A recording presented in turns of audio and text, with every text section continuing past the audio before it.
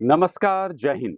आज एक बड़ी ही खास सिक्योरिटी के लिए बहुत ही रिलेवेंट टॉपिक है, इस पे डिस्कस करेंगे कि अगर किसी सिक्योरिटी साइट पर कोई दुर्घटना घट जाए, किसी व्यक्ति की मौत हो जाए, तो ऐसे में सिक्योरिटी को क्या कार्रवाई करना चाहिए ताकि अपने साइट पर लॉ एंड ऑर्डर बना रहे। दरअसल ये सवाल हमारे एक व्यूअर ने पूछा है। उन्होंने ये पूछा है कि अगर हमारी कंपनी एरिया में अगर किसी विजिटर की मौत हो जाती है तो सिक्योरिटी का क्या रोल होता है? अगर किसी वाहन से, किसी व्हीकल से किसी व्यक्ति की मौत हो जाती है, तब क्या कार्रवाई करनी होती है? अगर वर्कर की आपसी झगड़े होता है और उसमें किसी वर्कर की मौत हो जाती है, तो ऐसे में सिक्योरिटी का क्या रोल एंड रिस्पॉन्सिबिलिटी होता है? क्या सिक्योरिटी को कार्रवाई करना होता है? इसके बारे में पूछा है। तो इसी को ध्यान में रखते हुए मैं वीडियो बनाया हूँ। मुझे उम्मीद है कि ये वीडियो आप सबके लिए बहुत ही इम्पोर्टेंट होगा, बहुत ही प्रैक्टिकल है, सभी छोटे साइट, बड़े साइट सबके लिए एप्लीकेबल है, तो इसलिए इसमें मैंने इस वीडियो में स्टेप बाय स्टेप में बताया हूँ। आप इसको शुरू से लेकर आखिरी तक ध्यान से देखें। जब ये इस वीडियो को आप देखेंगे, तो कई बातें आपको समझ में आएँगी। सबसे पहला तो ये समझ में आएगा कि इस तरह का केस कि अगर किसी व्यक्ति की मौत हो जाए या कोई बहुत बुरी तरह से इंजरी हो जाए, तो सिक्योरिटी का रोल बहुत क्रिटिकल हो जाता है। इस सिचुएशन को कैसे हैंडल करना है, ये बहुत इम्पोर्टेंट हो जाता है। किस तरह से हमें कार्रवाई करना है शुरू से लेकर आखिरी तक, कौन-कौन से स्टेप्स फॉलो करना है, इन सब के बारे में इस वीडियो में आपको समझ में आएगा। तो शुरू से लेकर आखिरी तक बने रहें। अगर इस चैनल पर आप नए हैं तो काइंडली आप इसे सब्सक्राइब करें, लाइक करें, कमेंट करें, शेयर करें। अब आते हैं वीडियो पे।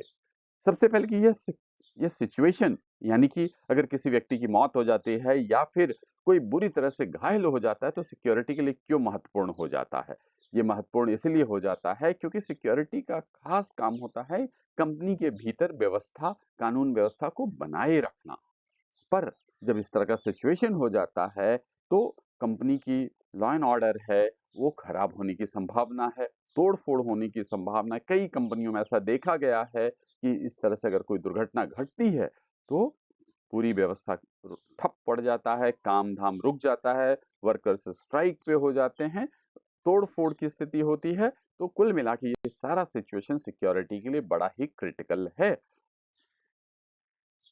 अब सवाल ये है कि ये क्रिटिकल सिचुएशन है, ये खराब होती व्यवस्था है, इसको कैसे सँभाला जाए, सिक्योरिटी कैसे कार्रवाई करे? तो इसको अच्छे तरीके से समझने के लिए मैंने इसको 3 पार्ट में रखा है। सबसे पहला ये कि जैसे ही इस तरह की घटना घटे और इसकी सूचना सिक्योरिटी के पास आती है, तो क्या कार्रवाई करना है? यानी इमीडिएट एक्शन क्या लेना है?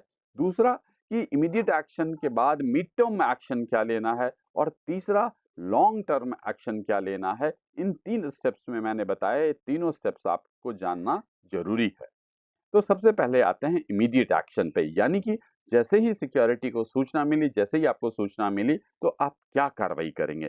तो ये बहुत क्रिटिकल सिचुएशन है, इसलिए बहुत तेज़ी से एक्शन होना है और इसमें यही होता है कि आम तौर पर जो बड़े प्लांट्स होते हैं, जो स्टैंडर्ड फैक्ट्री साइट्स होते हैं, वहाँ के इमरजेंसी रिस्पांस प्लानिंग बनी होती है और उसमें इस तरह के घटना को कैसे हैंडल करना है उसके बारे में बताया गया होता है। पर आमतौर पर ये होता है कि लोग उसको ध्यान में नहीं रखते हैं। तो इसलिए मैं आपको वो सारा जो मूल बात है, जो कि आपको ध्यान में रखना है, इसके बारे में आपको बताता हूँ। इसमें सबसे पहला यही है कि जैसे ही सूचना मिले, आप सिक्योरिटी टीम को जितना जल्दी हो सके अच्छी संख्या में कम से कम 6, 7, 8 लोगों को तुरंत जो आपकी क्यूआरटी है, अगर आपके पास गाड़ी है, तो जैसे ही जितना जल्दी हो सके साइट पर आप पहुँचें और उस जगह को अपने कंट्रोल में लें। अगर वहाँ पर किसी तरह से लोग भीड़ कर रहे हैं, मोबाइल से वीडियो बना रहे हैं, तो उन सभी को रोकें, लोगों को समझाएँ, शांत रखें और उस एरिया को कोशिश करें तुरंत बैरिकेड कर लेने का। इसी बीच में जो आपकी जो मेन गेट सिक्योरिटी की जो दूसरी टीम मेन गेट पर होगी, उसकी ज़िम्मेवारी क्या बनती है कि साइट की जो हेल्थ टीम हो ओएचसीटी ऑक्यूपेशनल हेल्थ सेंटर्स हो, उन सब की टीम को तुरंत सूचित करें कि अगर आपके पास एम्बुलेंस है, तो तुरंत एम्बुलेंस को मौके पे ले जाएँ, नहीं एम्बुलेंस है तो बाहर से मँगवाएँ या कोई अपनी गाड़ी हो, तो उसमें जल्दी से साइट पर भेजें और सिक्योरिटी की ज़िम्मेवारी क्या बनती है कि वहाँ पे रास्ता उनके लिए क्लियर करें ताकि जो घायल व्यक्ति हैं, उनको गाड़ी में रखा जा सके। कोशिश ऐसा होना चाहिए कि वर्कर्स की भीड़ इकट्ठा होने से पहले ही ये फास्ट तरीके से कार्रवाई करके तुरंत से जो भी इंजर्ड व्यक्ति हैं उनको तुरंत एम्बुलेंस में बिठाना चाहिए और लेकर नियरेस्ट हॉस्पिटल है प्रेमिसेस के बाहर जाने की कोशिश करनी चाहिए और वहां जल्दी से ले जाना चाहिए। कई बार ऐसा हो जाता है कि वर्कर की भीड़ इकट्ठा हो जाती है, तो उन्हें समझा-बुझाकर पीड़ित व्यक्ति को भीड़ से निकालकर एम्बुलेंस में भेजना चाहिए। कभी-कभी इसमें एक खास बात ध्यान में रखना चाहिए कि अगर लगे भी कि व्यक्ति की मृत्यु हो गई है, तो कभी भी आप ऐसा ना कहें। इसके 2 कारण हैं। पहला तो ये कि आप डॉक्टर नहीं हैं, तो आप सही तरीके से आप बता नहीं सकते। दूसरी बात जो बहुत महत्वपूर्ण है कि अगर आप बोल देंगे कि व्यक्ति की मृत्यु हो गई है, तो माहौल और खराब हो सकता है, लोग भड़क सकते हैं, वर्कर भड़क सकते हैं और फिर तोड़-फोड़ की स्थिति बन सकती है, तो इसलिए बिल्कुल आप ऐसा ना करें। एक सावधानी और बरतें कि इस तरह के सिचुएशन में हमेशा क्यूआरटी टीम है, उसके पास बॉडी वर्न कैमरा भी होना चाहिए, जो कि अपने बॉडी पे, अपने जैकेट पे या हेलमेट पे लगा हुआ होता है, उस कैमरा को लगाकर जाएँ ताकि वहाँ का जो भी सिचुएशन है उसका ऑटोमैटिक तरीके से वीडियो ऑडियो बनता जाए। अब तीसरी बात कि आपका जो सीसीटीवी कंट्रोल रूम है उसको तुरंत इंस्ट्रक्ट करें कि खास करके दुर्घटना वाली जगह का वीडियो फोकस करें, बाउंड्री वॉल का, मेन गेट पे जहां भी, और उसके अलावा कि साइट के अंदर कहीं कोई माहौल खराब तो नहीं हो रहा है, कहीं कोई भीड़ तो नहीं लग रही है, उस पर तुरंत निगाह रखें और अगर ऐसा कहीं होता है तो तुरंत सिक्योरिटी को इन्फॉर्म करें ताकि आगे कार्रवाई की सके। इसके बीच में ही, इसी बीच में साइट के जो यूनिट हेड होते हैं, एचआर हेड होते हैं, सेफ्टी हेड होते हैं, पब्लिक रिलेशन या सीएसआर के हेड होते हैं, इनको भी बिना देर किए सूचना कर देना चाहिए। क्योंकि ये जब एक साथ इकट्ठे हो जाएँगे तो जल्दी से इस सिचुएशन को हैंडल करने के लिए फैसला ले सकेंगे। ये ज़रूर है कि सिक्योरिटी हमेशा फ्रंट पे रहती है, लेकिन मैनेजमेंट को बार अगर आप सूचित करते रहेंगे तो मैनेजमेंट सही तरीके से इस पे ब्रेनस्टॉर्मिंग करेगी और आपको डिसीजंस बताते रहेगी कि क्या करना है। चौथा, आपको जैसे मैंने पहले बताया कि दुर्घटना वाली जगह को बैरिकेड कर देना चाहिए, घेराबंदी कर देनी चाहिए ताकि उस स्थान को सुरक्षित रखा जा सके। उस जगह को बैरिकेड टेप या किसी तरह की आपकी जो बैरिकेडिंग चीज़ें होती हैं, उनसे घेर कर रखें। वहाँ पर मौजूद एविडेंस को बचाए रखना है। ये कंपनी द्वारा या गवर्नमेंट एजेंसी द्वारा जब जाँच-पड़ताल की जाएगी, तो उस समय इसकी ज़रूरत पड़ती है, तो इसलिए उस साइट को सुरक्षित रखें। इसके अलावा आपकी जो सिक्योरिटी टीम है, उसको एक्टिवेट कर दें। मेन गेट पे जहाँ स या जिस जगह से आपको लगता है कि मॉब इकट्ठा हो सकती है, तो उन सब जगहों पे एक्सपीरियंस्ड और स्मार्ट गार्ड जो होते हैं, उन सबको वहाँ पर डिप्लॉय करें, ताकि जैसे ही कोई खराब माहौल हो, तो तुरंत आप कार्रवाई कर सकें। 5वीं बात कि मैनेजमेंट से डिस्कस करके पुलिस और लोकल एडमिनिस्ट्रेशन को इन्फॉर्म करना चाहिए। मैनेजमेंट से ज़रूर बात कर लेना चाहिए। अगर सिक्योरिटी की ज़िम्मेवारी है तो सिक्योरिटी डायरेक्ट कर ले, या फिर कई प्लांट में होता है कि वहाँ के सीएसआर या पब्लिक रिलेशन डिपार्टमेंट होते हैं, ये सब या लाइजनिंग डिपार्टमेंट होते हैं, वो लोकल एडमिनिस्ट्रेशन और पुलिस के साथ कोऑर्डिनेशन रखते हैं। तो आप जल्दी से जल्दी बता के और पुलिस को मोबिलाइज़ करने की ज़रूरत होती है। उसके बाद आप अपने इंटेलिजेंस नेटवर्क को भी तुरंत एक्टिवेट करें, साइट के अंदर करें, जो वर्कर्स के अंदर जो आपके कुछ लोग हों या गाँव के बाहर जो आस-पास मुखिया, सरपंच इस तरह के लोग होते हैं, उन सब के पास अगर कोई हो, तो आप तुरंत अपने इंटेलिजेंस नेटवर्क को एक्टिवेट करें कि ताकि क्या माहौल बन रहा है, वो आपको पता चल सके। इसके बाद है मेन गेट, मटीरियल गेट, इन सब पर सिक्योरिटी की संख्या बढ़ा देनी चाहिए ताकि किसी प्रकार के अनहोनी होने की आशंका हो तो उसको रोका जा सके। इसके अलावा ये भी ध्यान रखें कि कोई अफवाह नहीं फैलाए। पीआर डिपार्टमेंट से मिलकर यह भी ध्यान में रखें कि कोई गलत खबर लोकल न्यूज़पेपर में ना आए। सोशल साइट्स पर उस समय ध्यान रखें कि व्हाट्सएप ग्रुप में इस तरह की कोई गलत खबरें तो नहीं फैल रही, अगर फैल रही तो तुरंत उस पर बातचीत करके रोकना चाहिए। और अगर साइट पर माहौल खराब हो रहा है, आपको लगता है कि इससे साइट पर जो काम कर रहे वर्कर्स, एम्प्लॉइज़, इन सबको, विज़िटर्स, इन सबको कोई नुकसान पहुँच सकता है, तो आप इनको भी इवैक्यूएट करने की पूरी प्लानिंग इमीडिएट बेसिस पर बनाएँ। इसके बाद कम्युनिकेशन का एक बहुत बड़ा रोल होता है इस तरह के मैटर में। हमेशा तुरंत से मैनेजमेंट को सूचित करें। मैनेजमेंट को हर जो सिचुएशन बदल रहा है, उन सब के बारे में लगातार सूचित करते रहें।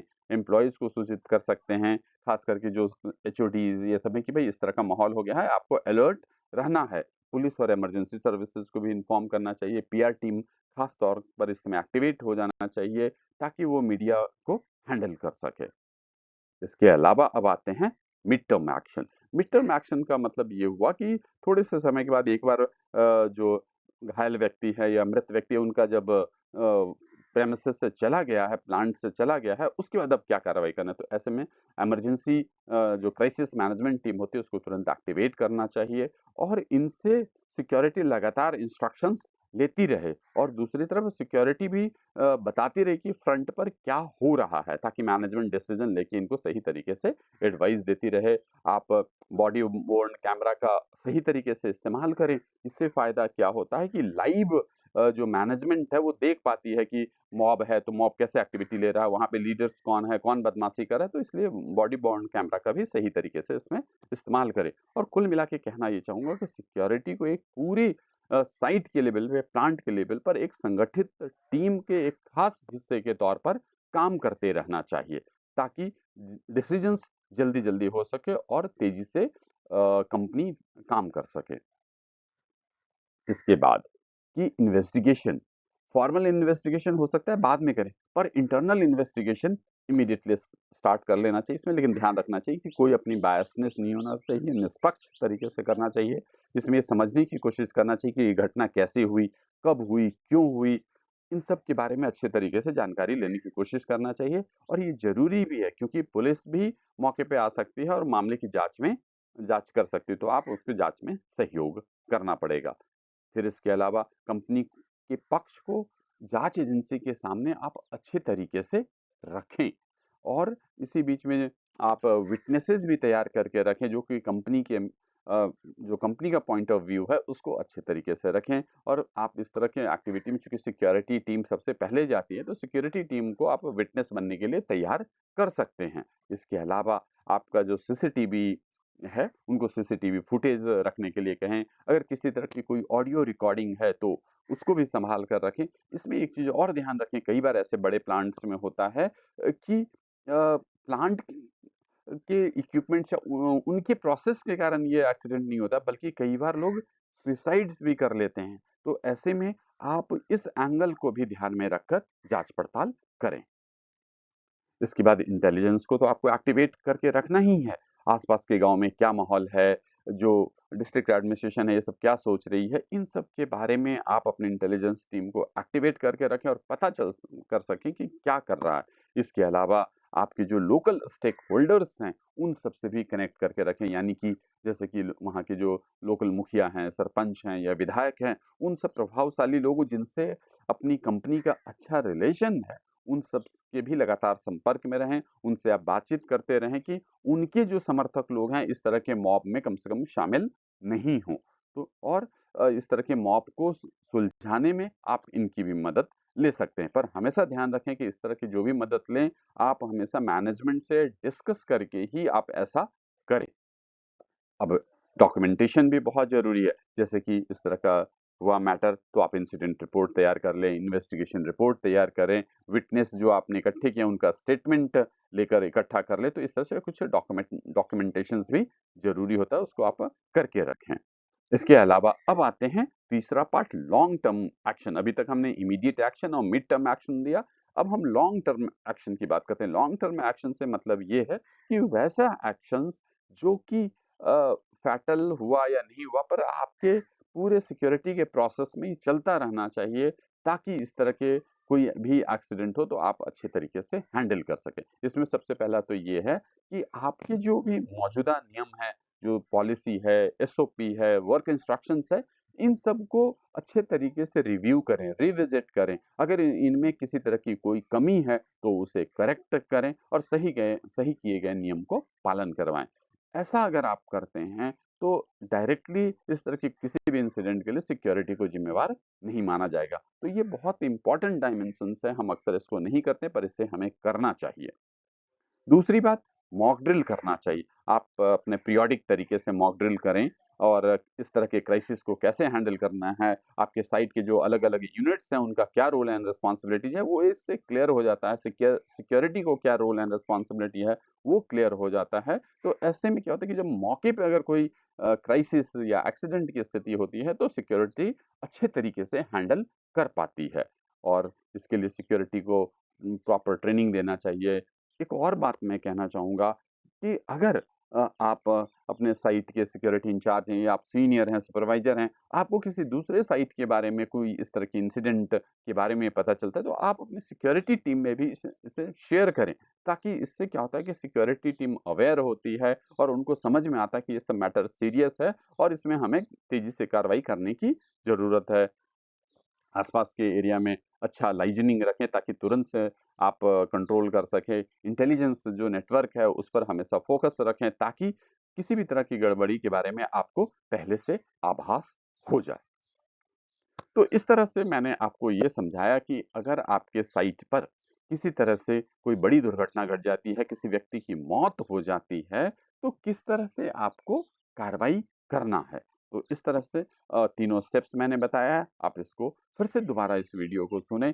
मैं बता रहा हूँ कि बहुत आपके लिए यूज़फुल हो सकता है, आपको सारे स्टेप्स समझ में आ सकते हैं। तो मुझे उम्मीद है कि ये वीडियो आपको पसंद आया होगा। अगर पसंद आया है तो आपसे रिक्वेस्ट है कि इस यूट्यूब चैनल को सब्सक्राइब करें, लाइक करें, कमेंट करें, शेयर करें। जय हिंद।